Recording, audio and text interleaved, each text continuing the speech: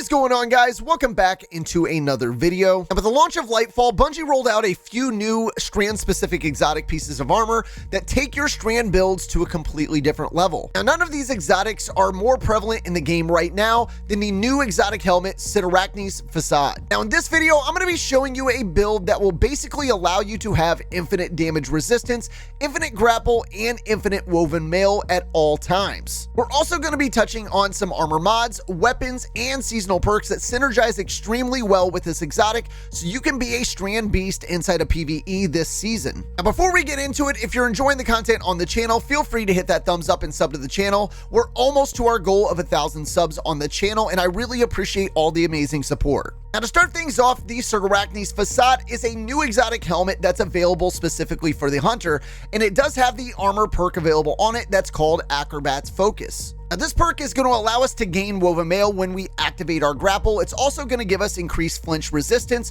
while woven mail is active. Now, basically, the way this exotic works is that every time you activate your grapple, you're going to get a nice bump to your flinch resistance, and you're also going to activate woven mail, which is a protective barrier that grants a 60% damage resist for 10 seconds. Now, what's great about this is with the setup that we'll be using is we're going to constantly be able to have our grapple available, which will lead to woven mail being procced at all times, which basically means we're taking less damage pretty much in any activity we're doing. Now, I do want to note that grapple canceling will absolutely work here, and it's definitely going to proc that woven mail, so you'll be able to be in the middle of a gunfight, grapple cancel to the ground, and shred any enemies in sight because you'll have that damage resist nonstop. Now, moving over to our seasonal artifact perks, and there are really only 3 of them that I'm going to suggest you activate here. Now, I do want to note that these are completely not necessary. However, they are going to enhance your Strand weapons, and I feel like they're pretty fluid with most Strand builds this season, so take advantage of them while you can. Now, with that being said, the first one I'm going to recommend is the Untangler perk, which is going to allow us to destroy a tangle with a Strand weapon to suspend targets damaged by the explosion. Now, I'm also throwing on Allied Unraveling, which is rapid final blows with a Strand weapon. Grant your weapon unraveling rounds with a longer duration near allies. And the last one I'm throwing on is going to be Threaded Blast, which is destroying a tangle with a Strand weapon, creates a larger and more damaging explosion. Now, since we're using some of these seasonal artifact perks, I think weapons that I would recommend with this build and setup are going to be Strand weapons in general. I think weapons like the new Perpetualist Auto Rifle, the raid-specific Auto Rifle Rufus's Fury, and the Trials SMG the Immortal are all great options here and synergize extremely well with this setup. Now, I also think taking advantage of the perk Hatchling with this setup would be a great option as well, since it's going to allow precision final blows or rapidly defeating targets with a non-precision weapon to spawn a threadling at the target's location. Now, moving over to our subclass and my super choice for this setup, which is going to be the Silk Strike. Now, this is our only option within the Strand subclass right now on the Hunter, and this is honestly probably my favorite Strand super in the game right now. Now, I'm also throwing on the Marksman Dodge for our class ability because of the base cooldown and the Threaded Spike for our melee. Now, moving over to our grenade and the bread and butter for this build, which is going to be the Grapple, and this is going to allow us to weave a grappling hook and quickly pull yourself forward. Grappling to a tangle immediately recharges your grenade energy. During and shortly after grappling, your melee attack deals area damage and unravels targets. Now, again, this is going to synergize extremely well with our exotic helmet because every time we activate that grapple, we're then going to get woven mail, which gives us that constant 60% damage resistance at all times. Now, moving over to our aspects, the first one I'm using is the Widow's Silk aspect, and this is going to allow us to have an additional grenade charge, which basically gives us 2 grapples. Your grapple creates a grapple tangle at the grapple point as well. Now, this one is huge because the grapple is going to create that grapple tangle, which will last 17.5 seconds, and it's going to fully refund your grenade energy upon grappling towards it. Grappling the grapple tangle will then refresh its timer too. Now, I'm also throwing on the Ensnaring Slam aspect, which allows you to activate your air move to consume your class ability energy and dive to the ground, suspending all nearby targets on impact. Using this ability extends your class ability cooldown timer. Now, I absolutely love this aspect because it allows you to really get out of sticky situations by slamming down and suspending hordes of enemies around you. It also will allow you to stun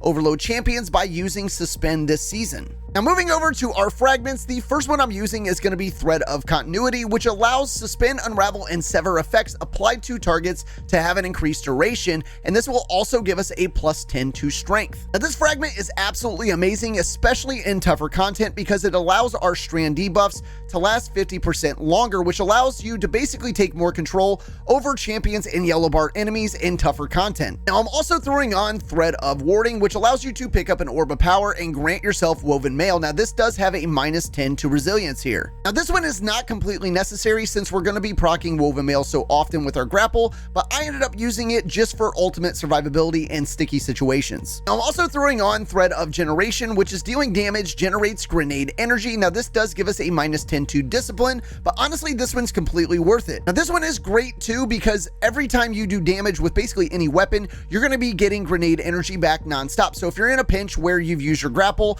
at the wrong time and you don't have one available, you do some damage with one of your primaries. I believe it gives you right around 1% per hit, which is really, really good. And you'll be able to get that grapple back super, super quick. And the last one we're throwing on is going to be Thread of Transmutation, which is while you have Woven Mail, weapon final blows create a tangle. This also gives us a +10 to strength. And remember, since we're going to have Woven Mail nonstop, we're going to be creating a ton of tangles on the battlefield. Now, moving over to the armor side of things for this setup, the stats you're going to want to focus on here are going to be maxed out resilience. I would definitely try to max out recovery if possible. And another one to really focus on is going to be discipline. And I know that this is kind of different for hunters because mobility is usually kind of a primary focus here, but honestly, we're not going to be using that dodge very often except to suspend tough enemies. So honestly, resilience, recovery, and discipline is a great way to go here. Now, in terms of mods here, I'm starting off here on my helmet, and I'd recommend a Harmonic Siphon here, which is Rapid Strand Weapon Final Blows, creates Orbs of Power. Now, moving over to my gauntlets, I'm throwing on Impact Induction, which is causing damage with a melee attack,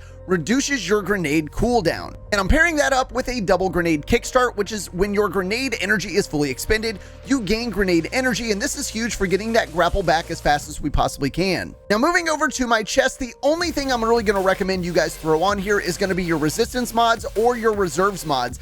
I'm pairing my Strand weapon up with a couple of void weapons as well, so void reserves fits me extremely well here. Also, just putting on damage resistance based on the activity that you're doing would be a smart play here as well. Now, moving over to our legs, the first one I'm throwing on is a recuperation mod, which replenishes health each time you pick up an Orb of Power. And I'm pairing that up with an innervation mod, which reduces your grenade cooldown each time we pick up an Orb of Power as well. And a Strand weapon surge mod, which your Strand weapons gain a small bonus to damage while you have any armor charge. Your armor charge now decays over time. Now, again, this is going to act like Phonomite for our Strand weapons, and this is going to increase our Strand damage with that weapon by 10%. Now, to wrap things up on my cloak, I'm using a Time Dilation mod, which is your decaying armor charge has a longer duration. And I'm pairing that up with a Bomber mod, which reduces our grenade cooldown when using your class ability, and a Proximity Ward mod, which allows you to gain a powerful overshield while performing your finisher. I feel like this mod is a little bit slept on because it's going to grant you a 200 HP overshield for the duration of your finisher animation.